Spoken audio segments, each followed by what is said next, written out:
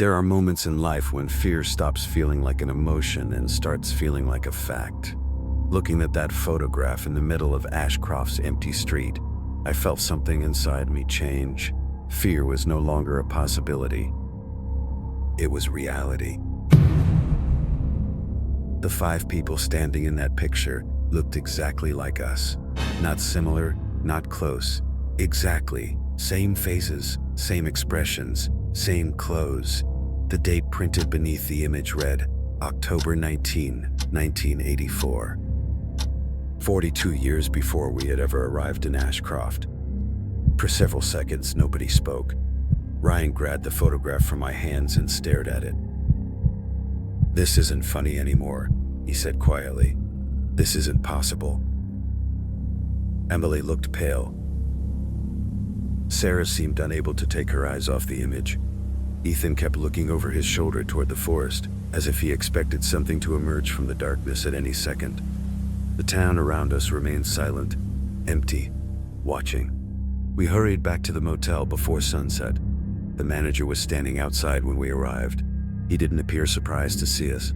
In fact, he almost looked disappointed. "You should stay inside tonight," he said. "Why?" I asked. He looked toward the fog gathering beyond the buildings. "Because they're getting closer." Before any of us could ask who he meant, he walked back inside and disappeared behind the front desk. That night, none of us slept. We gathered in my room and spread everything we had found across the bed. The old newspaper, the photograph, notes from the library. None of it made sense. Ashcroft had officially disappeared in 1957. Yet somehow there were records from decades later showing people who hadn't even been born yet. Around midnight, the electricity flickered. Once, twice. Then the room went dark. Sarah immediately grabbed a flashlight. Outside, something moved past the window. A shadow, too tall to be a person, too fast to identify. Nobody said a word. We all saw it. The silence that followed felt endless. Then came a knock at the door. 3 slow knocks. Everyone froze. Another knock. Then another. Nobody moved. My heart was beating so hard I could hear it. Finally, I stepped closer to the door and looked through the peephole. Nobody was there. The hallway was empty. The knocking came again, this time from the window. We turned together. Another knock echoed through the glass. Then another, and another. Whatever was outside wanted us to look. Nobody did. We sat in complete silence until sunrise. The moment daylight arrived, the knocking stopped. By morning, we had made a decision.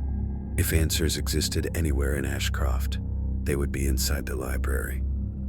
The newspaper archive had already revealed too much to ignore. We left the motel just after 8. The town looked normal again. Residents walked along sidewalks. Stores were open. A few people even smiled as we passed. It was as if the previous night had never happened. Yet, every time we looked at them closely, something felt wrong. Their smiles stayed too long. Their eyes followed us too carefully. It felt like they all knew something we didn't. When we reached the library, the front doors were already unlocked. Sunlight streamed through dusty windows. Everything appeared exactly as it had the day before. We headed straight for the second floor. The office where I had found the strange photograph remained untouched. The picture was still sitting on the desk, but now there was something new, a map, folded neatly beside it. Ethan picked it up. It looked old, extremely old. Hand-drawn roads stretched across faded paper. Towns were labeled in black ink. Rivers, forests, highways, everything seemed normal until we noticed one detail. Ashcroft wasn't on the map. There was a blank space where the town should have been. Not an empty area, a deliberate blank space. As if someone had erased the entire town from existence. "Look at this," Emily said. She pointed toward the bottom corner. Tiny handwriting had been added beneath the legend. It read, "Some places are forgotten for a reason." Nobody spoke. The message felt less like a warning and more like a threat. We spent the next 2 hours searching every room in the building. Most contained nothing but dust and old records. Then Ryan found a locked door hidden behind a bookshelf. It blended perfectly into the wall. Without the loose shelf he accidentally bumped, we never would have noticed it. The door was old metal, covered in rust. A small keyhole sat beneath the handle. "There has to be something inside," Ryan said. We searched the library for nearly an hour before finally finding a key hidden inside a desk drawer downstairs. The moment the lock clicked open, a cold draft rushed from the darkness beyond. The room behind the door wasn't listed on any floor plan. It looked more like a storage chamber than part of the library. Filing cabinets lined the walls. Boxes were stacked from floor to ceiling. Most were labeled with years: 1962, 1974, 1988, 1999, 2013. My stomach tightened. Ashcroft had supposedly vanished in 1957, so why were there records from decades afterward? We opened the nearest cabinet. Inside were photographs, hundreds of them. Travelers, families, couples, groups of friends. Every photo showed people standing somewhere in Ashcroft. The square, the church, the motel, the diner. Some looked happy, others looked terrified. The dates ranged across decades: 1965, 1977, 1984, 1984, 1996, 2008, 2021. Then Sarah stopped breathing for a moment. She slowly pulled one photograph from a box and handed it to me. My blood turned cold. It was us again, this time standing outside the motel. The date printed on the back was tomorrow, October 21st, 2026. The photo hadn't happened yet, but somehow it already existed. "This is impossible," Ethan whispered. Nobody disagreed. We continued searching. Deep inside one of the cabinets, Emily found a journal. The cover was cracked with age. The first page carried a name: Sheriff Daniel Mercer, October 1957. We gathered around as she began reading. The entries described strange disappearances throughout the town. Seeing figures standing between trees, roads changing overnight, maps becoming blank. The deeper we read, the darker the journal became. Mercer wrote about a place beneath Ashcroft, something hidden underground, something connected to the disappearances. The final entry ended abruptly. There were only 3 sentences. They found the entrance. They opened the door. God forgive us. The rest of the pages were blank. A loud crash echoed from somewhere downstairs. Every one of us jumped. Another crash followed. Then silence. We listened carefully. Footsteps. Slow footsteps moving through the first floor of the library. Somebody was inside. Somebody who wasn't there before. I called out. No answer.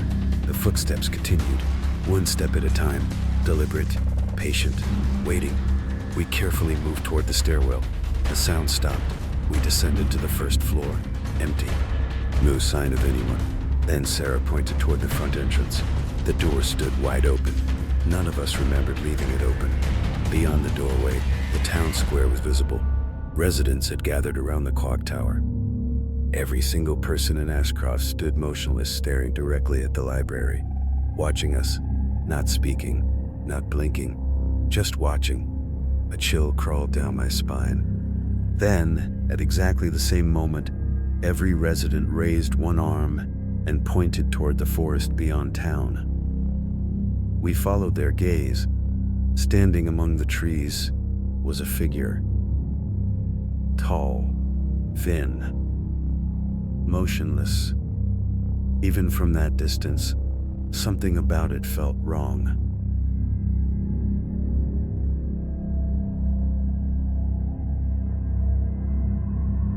It wasn't human. The shape seemed stretched, distorted, like a shadow forced into the shape of a person. Then it moved, one step forward. The residents immediately turned and walked away. Every one of them. Doors slammed, curtains closed. The square emptied within seconds. The figure remained standing at the edge of the forest, watching us, waiting. Then it smiled. Even from hundreds of feet away I could see it, a smile far too wide to belong to anything human. Ryan grabbed my arm. "We need to leave. Right now." We ran. Out of the library, across the square, back toward the motel. None of us looked behind, but I could feel it. Something was following us. Something that had been waiting a very long time for us to arrive in Ashcroft. And as we reached the motel entrance, I noticed something tucked beneath the door. A single photograph. Fresh, new, taken only moments earlier. It showed the 5 of us running through the town square. On the back, written in black ink, were 4 words. "You were expected here." To be continued.